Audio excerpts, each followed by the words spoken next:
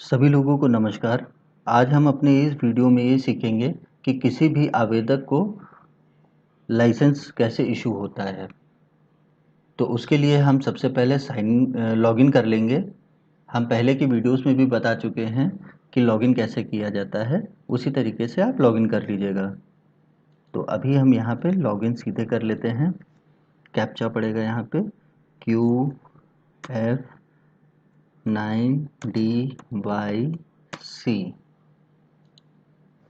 ये हमने यहाँ पे लॉगिन कर लिया है।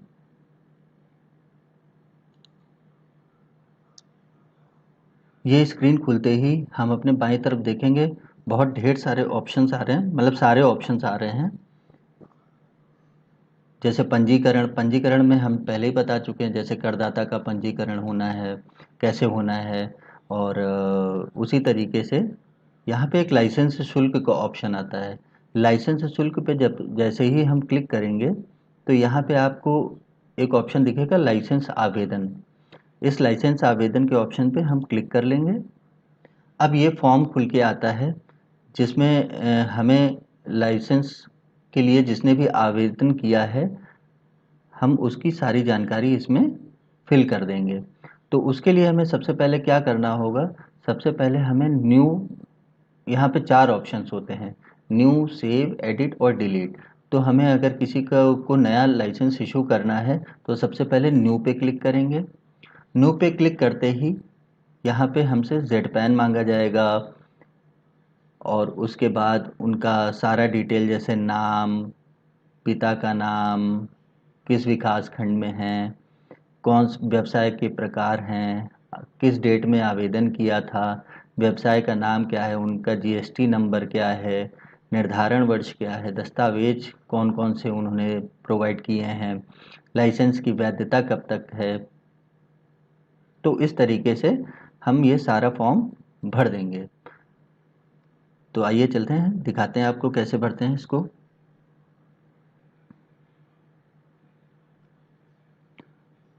सबसे पहले हम यहाँ पे जेड पैन भरेंगे। अगर हम किसी को लाइसेंस इशू कर रहे हैं तो सबसे पहले उसका जेड पैन बनाना होता है।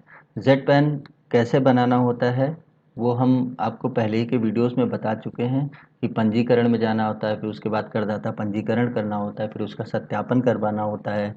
सत्यापन एक बार हो जाता है तो उसका जेड पैन मिल जाता है। वही जेड पैन हम यहाँ पे फिल कर देते हैं। ये हमने यहाँ पे जेड पैन भर दिया है।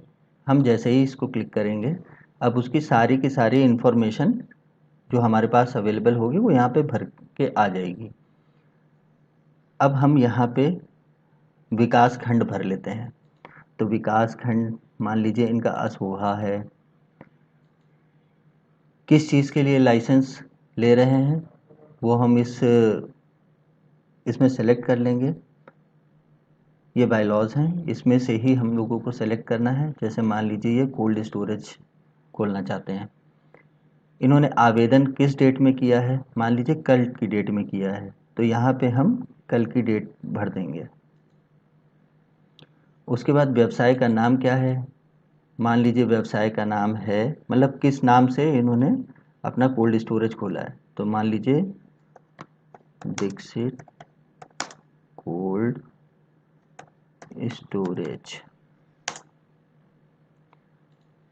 उसके बाद व्यवसाय के प्रकार, अब ये खुद ही मालिक है या फिर भागीदारी में खोला है या एलएलपी है या प्राइवेट लिमिटेड है, तो ये हम सेलेक्ट कर लेंगे। मान लीजिए मालिक हैं।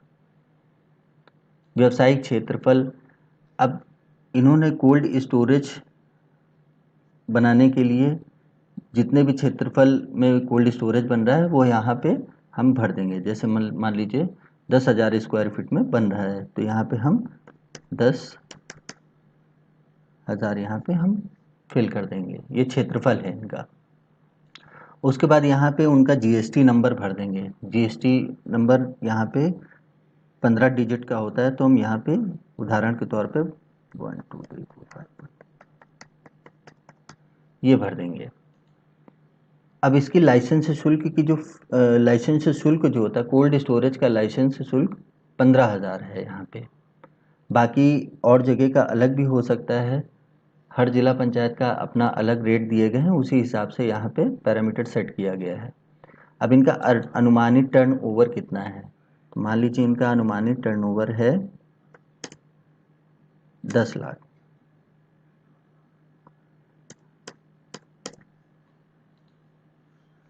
उसके बाद निर्धारण वर्ष, चूंकि हम नया लाइसेंस इनको इशू करने जा रहे हैं तो ये यहाँ पे आएगा 2023-24।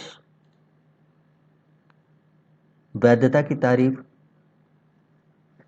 कोई भी लाइसेंस होता है वो उसकी वैधता 1 साल होती है और अगले साल लाइसेंस रिन्यू होता है, तो हम यहाँ पे 1 साल की वैधता मतलब कब तक वैलिड है ये हम डेट भर देंगे।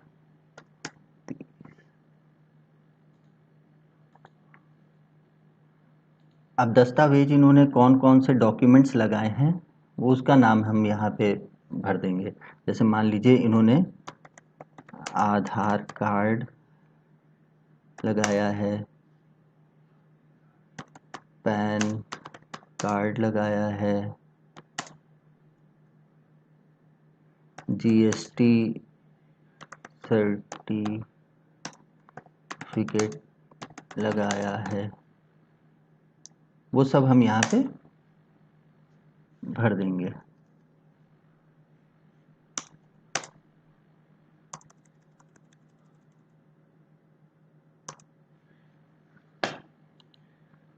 उसके बाद दस्तावेज जितने भी होंगे उनकी हम एक पीडीएफ फाइल जो है यहाँ पे अपलोड कर देंगे। पीडीएफ फाइल अपलोड करने के बाद एक बार हम सारी जानकारी को फिर से परख लेंगे। उसके बाद हम यहाँ पे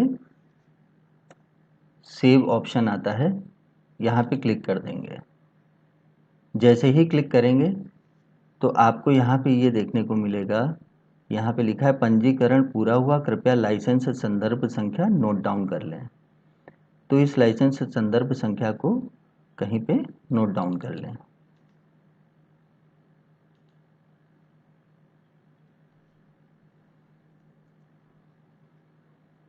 अभी क्या है कि ये लाइसेंस का आवेदन जो है आपने आवेदन के लिए सारी जानकारी भर दी है। अब हमें इसको कार्य अधिकारी या पर मुख्य अधिकारी से सत्यापित करवाना होगा। उसके लिए हम आपको अगले वीडियो में बताएंगे कि ये कैसे किया जाता है। तो अभी के लिए धन्यवाद।